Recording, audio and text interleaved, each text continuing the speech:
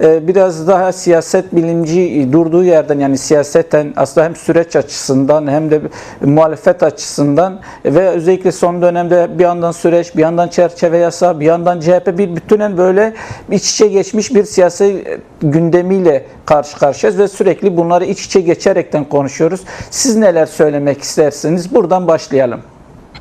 Tabii iç içe geçmesi belirli bir ölçüde anlamlı ve önemli. Kamuoyunun tartışması sebebiyle önemli. Ama bir yanıyla da Türkiye'de belirli bir süre öncesine kadar şeffaflık gibi beklentilerin tam anlamıyla tekabül etmediği, sahaya tekabül etmediği ve tartışma zemini zaman zaman çeşitlendi. İşte meclis koridoru itibariyle, komisyon masası itibariyle zaman zaman çeşitlendi.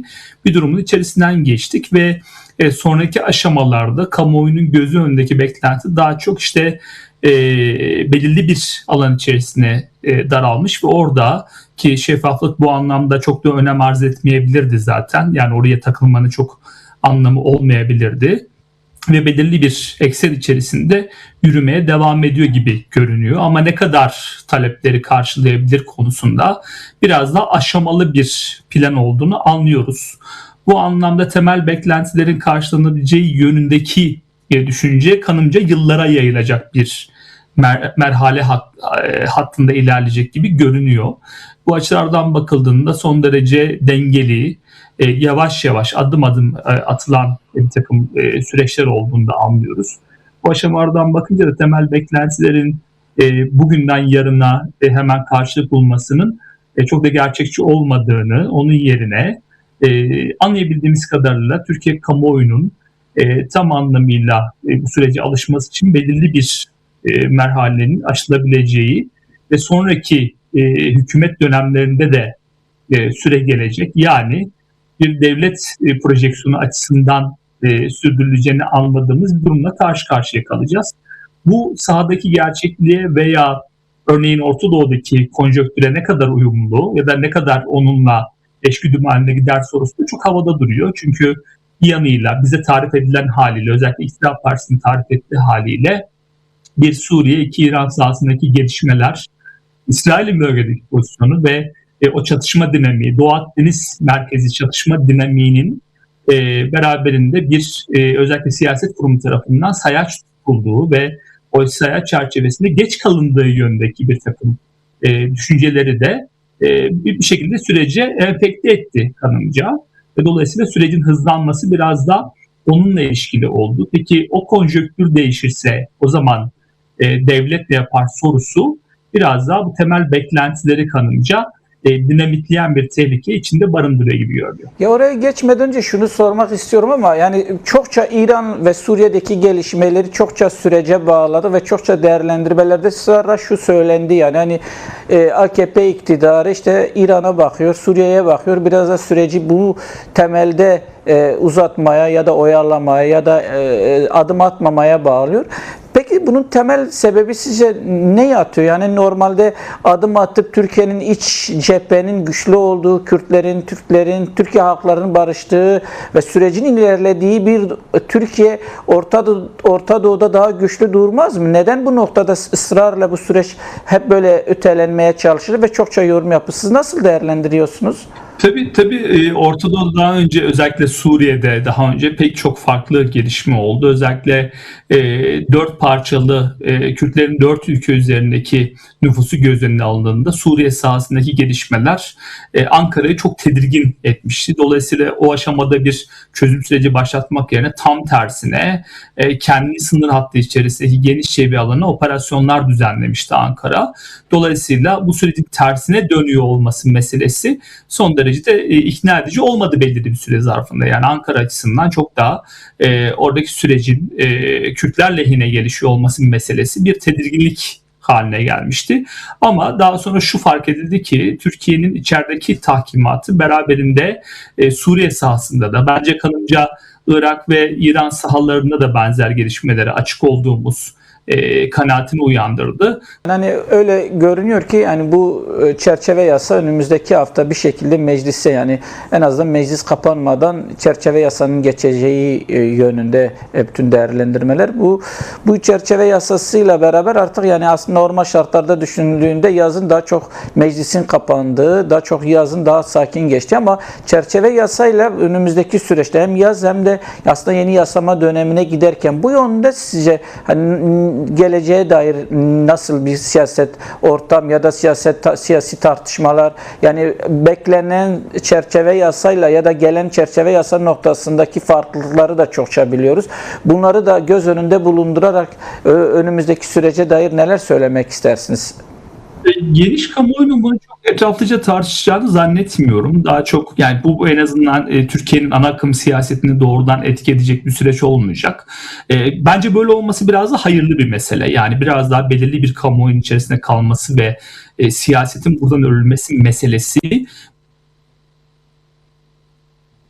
şeffaflık mı de bir şekilde kenara itebilir. Çünkü bu çok idealize edildi, bu şeffaflık meselesi, ki öyle olması gerektiği kanaatinde değilim ben. Olmayabilir.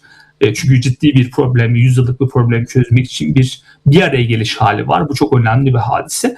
Ama bunun çerçeve yasanın sonuçları itibariyle Türkiye kamuoyuna özellikle ana akım bir siyaset tarafından sık sık şikayet edileceğini, bunun üzerinden bir siyaset inşa edilmeye çalışılacağını, buradan bir şekilde belirli partilerin oylarının aşağı doğru çekileceği ve başka partilerin, özellikle Türkiye'de ülkücü milliyetçi partilerin oylarının yukarı doğru çekileceği başka bir zemini inşa etme riskini de barındırdığını görmek gerekiyor. Ben Türkiye'de özellikle toplumsal muhalefet hattının bu tuzağa düşmemesi gerektiğini, iktidar olmak için bu yollara tevessül etmemesi gerektiğini, çözüm süreci konusunda doğrusal hareket eden bir siyasetin beraberinde yalnızca oraya katkı koymak şartıyla oy kazanma isteğinde, arzusunda olma hareketinin, arzusunun daha belirleyici olması gerektiği kanaatindeyim. Her şeye rağmen Türkiye şu anda öyle veya böyle ciddi bir problemi çözmek için elini taşın altına koyan bir siyasetler birliğiyle yan yana ve Türkiye'de neyse ki toplumsal muhalefetin önemli bir parçası da öyle veya böyle buna eşlik etmeyi başarıyor. Bunun yerine konulabilecek en iyi şey bir alternatif çözüm süreci projesi olabilir. Yani daha iyisini yapmak üzerine bir alternatif koymaya çalışmak olabilir. Daha gerçekçi, daha sağcı, daha ayak turizme basan ve Türkiye'deki bütün toplumsal kesimleri kucaklayıcı proje söz konusu olabilir. Ama belli dehlizlere düşmeden bu gerçekleşebilir. Ben bu açılardan bakıldığımda çerçeve yasanın negatif anlamda da, benzer şekilde pozitif anlamda da siyasi atmosfere çok ciddi bir etki doğuracağını düşünmüyorum. Bence bu bölümü daha sükunetli şekilde geçeceğiz gibi görünüyor. Daha sonraki aşamalarda da belli ki ben bunu biraz da sonraki hükümet dönemlerinde de daha ciddi şekilde değerlendirileceğini düşünerek beklentileri tam anlamıyla karşılamasının zor olduğu kanaatindeyim. Her iki tarafın da beklentilerinden bahsediyorum. Dolayısıyla bir şekilde daha sükunetli şekilde geçeceğimiz bir yaz dönemi olacak kanaatindeyim. Demişken aslında iki tarafın beklentileri elbette yani birbirine uyuşmasını da tabii ki de beklemiyoruz. Yani illa aynı beklentiler var bu noktada ama yani o farklılıkları noktasında neler söylemek istersiniz? Yani özellikle AKP iktidarı tarafından özellikle bazı noktaların böyle üzeri sürekli çizilmek isteniyor ya da görülmek istenmiyor. Yani aslında bir yandan Kürt Halk Önderi Abdullah Öcalan'la diyelim İmralı'da bir görüşme varken ama özellikle bu süreçte sanki yokmuş gibi davranmaya çalışılması ya da Sır sürecinin ismi aslında terörsüz Türkiye gibi bir kavramla açıklamaya çalışması. Aslında Türkiye'deki 100 yıllık Kürt sorunun çözümü noktasında bir irade ya da bu noktada bir kavram gerekirken bu noktadan yaklaşılması ya da silah bırakanların öncelikle bunu tamamen süreci biraz ya da yasayı silah endeksli düşünmesi. Diğer tarafta da DEM Parti ya da diyelim Kürt Özgürlük Hareketi'nin de belli talepleri var. Bu noktadaki farklılıkları nasıl görmek lazım, nasıl değerlendirmek lazım? Bunların hepsi şu ana kadar tolere edilmiş gibi görünüyor esasen. Yani bir şekilde taraflar bu meseleleri öyle veya böyle tolere etmişler ve belli bir hat üzerinde yürüyorlar gibi görülüyor. Ben meclis pratiğiyle beraber bunun çok gerilediğini, yani Türkiye kamuoyunun önünden çekilmesi meselesinin çok gerilediğini ve hatta fiilen aslına bakarsanız tükendiğini ve bundan sonra ortaya çıkacakların bir şekilde artçı etkiler olduğu kanaatindeydim. O kanaatimi de hala koruyorum. Bu yasalar da benzer şekilde tarafları memnun etmemesine rağmen bir şekilde o artçı etkilerden birkaçı kanımca. Dolayısıyla çok büyük adımlar olarak hala görmüyorum ama bütün bunlara rağmen bu sürecin ayrıştırıcı rolü şurası olabilir. Türkiye'de Kürt hareketinin perspektifiyle iktidarın perspektifi arasındaki en belirgin fark merkeziyetçiliktir. Çünkü Kürt hareketi bir şekilde adem merkeziyetçiliğin, işte etkin yerelleşmenin, yerellerin kalkınmasının doğrudan yerellerin kendi ödevleri, görevleri olarak görmesiyle açıklayabilir. Temel perspektifi, temel yaklaşımı bunun üzerine inşa ediyor. İktidar Partisi olabildiğince merkeziyetçilik talep ediyor. Yani daha fazla görevin, daha fazla ödevin, hatta hak ve özgürlüklerinin biçilmesini de tamamen işte saraya doğru bütün siyasetin meyletmesi ve aradaki bütün basamakların neredeyse yakılması şeklinde görüyor. Dolayısıyla temel ayrışma noktasının sonraki yasalardaki temel ayrışma noktalarında bu noktalarda belireceğini ve kaçınılmaz olarak belirli bir süreden sonra artık o ilerleyen sürecin belli bir aşamada sekteye uğrayabileceği kanaatindeyim. Ama bütün bunlara rağmen gidilebileceği kadar bir yol gidilmek zorunda öyle veya böyle. Yani bu bütün tarafların lehine olan bir durum haline gelecek. Hatta kanımca Türkiye'de sonraki iktidar dönemlerinde Türkiye'yi yönetmeyi talep edenlerin de talep edeceği bir noktaya doğru gidecek. Dolayısıyla ne kadar çok merhale aşılırsa o kadar iyi bir sonuç elde edilir. Ben o anlamda sürekli destekleyici olma taraftarıyım. Ama şu gerçekliği gözden kaçırmamak lazım. İki parti arasında, Kürt hareketi ve iktidar partisi arasında özellikle çok belirgin ayrımlar var ve görebildiğim kadarıyla iki tarafta bu belirgin ayrımları bir kenara koyarak ortaklaşabileceği noktalarda belirli bir ölçüde ilerleme eğilimi içerisinde oluyorlar. Peki bu ortaklaşılan noktalar belirli bir süre sonra ortadan kalkarsa, yani hedeflere eriştiğimizi varsayalım umarım, belirli bir süre sonra artık o hedefler birliğinin dağılmaya başladığı bir aşamada ne yapacağız sorusu her iki taraf açısından da havada duruyor bence. Çok da çözülebilir bir mesele olarak görünmemeli kanımca. Çünkü bir süre sonra bu adım durduğunda meseleyi bir şekilde belirli bir aşamadan sonra, doğru ifade bu olmadığı için özür dilerim ama aklıma başka bir şey gelmedi, süreci buzdolabına kaldırmak söz konusu olabilir.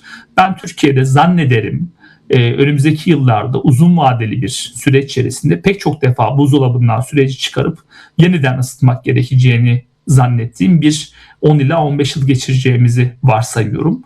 Bu aşamalarda bir antrenman süreci olarak bu süreci görüp hareket etmeye ve daha fazlasını istemeye, talep etmeye, bütün taraflar açısından bunu söylüyorum bu arada. Şu anda masada olmayanlar açısından da söylüyorum.